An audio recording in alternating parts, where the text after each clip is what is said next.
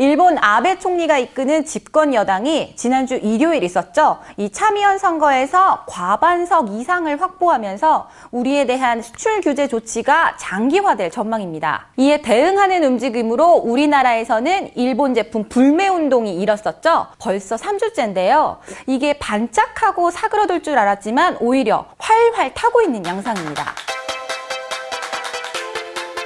불특정 다수가 자발적으로 참여하고 SNS를 통해 확산은 물론 체계적으로 진행되고 있는 게 특징인데요. 한 네티즌의 보이콧 재팬 로고가 등장한 이후 지난주에는 노노재팬이라는 사이트까지 등장했습니다. 어느 게 일본 제품이고 대체 상품은 뭔지 소개해주는 곳이죠. 불매운동을 안 해? 그럼 넌 매국노야. 이렇게 감정적 대응을 하는 게 아니라 일본 제품들은 이런 게 있어. 하지만 이렇게 대체할 상품들도 있어. 그러니까 선택은 바로 너의 몫이야. 이런 식으로 착한 소비 그리고 대체 소비를 자극하는 거죠. 실제 어떻게 소비를 하고 있는지 지난주 금요일 영등포의 한 대형몰에 가봤습니다. 일본 브랜드 유니클로와 국내 브랜드 탑10, 에이세컨즈, 스웨덴 브랜드인 H&M이 모두 입점된 곳이었는데요. 다소 상반된 모습을 보였습니다. 저도 유니클로 세일할 때 한번 가보면 계산하러 줄 서는 것은 기본, 매장 곳곳에도 사람들이 인산인해를 이뤘었는데요. 이번엔 다르더라고요. 정말 한산해서 놀랄 정도였습니다. 결혼하기 전부터 주로 애용을 했었어요. 근데 아기를 낳고 나니까 아기도 그 제품이 이제 아무래도 좀 실용성이 있고 편안하니까 쓰게 됐는데 지금 아베 정권에서 국제 무역 전쟁을 하고 있는 거는 다름이 없잖아요.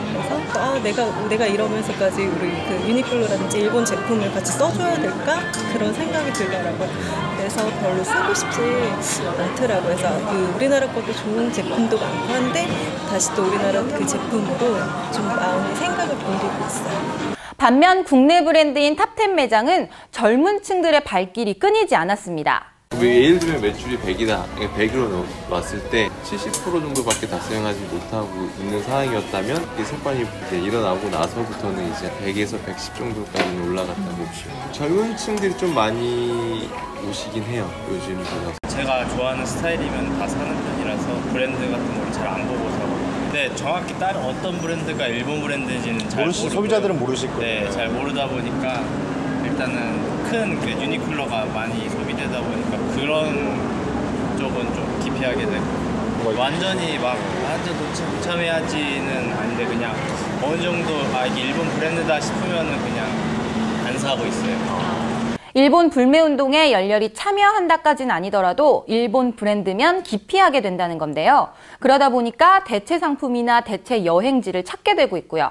전문가들은 이 같은 소비 현상을 구매 지연, 그리고 시험적 소비라고 했는데요. 이 시험적 소비를 한 후에는 다시 돌아갈 가능성도 있는 거죠. 하지만 이번만큼은 이러한 얘기를 듣고 국민들이 그래, 불매운동 소용없구나 해서 멈추지 않고 있습니다. 그래, 이번 기회에 그럼 국산 제품의 질을 높이고 국내 여행지의 경쟁력을 키우자면서 이번 일본의 경제 보복을 기회로 삼고 있는 것도 다른 점이죠.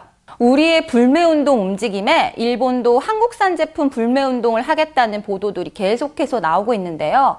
일본 사람들 원래 한국차 사지 않는 건 다 아는 사실 아닌가요? 과연 영향이 있을까요? 모두에게 일본 제품 불매운동을 강요할 건 아니지만 이번 기회에 국내산 제품 질 향상, 그리고 국내 여행지 경쟁력 제고, 이것만은 꼭 이뤄냈으면 좋겠습니다.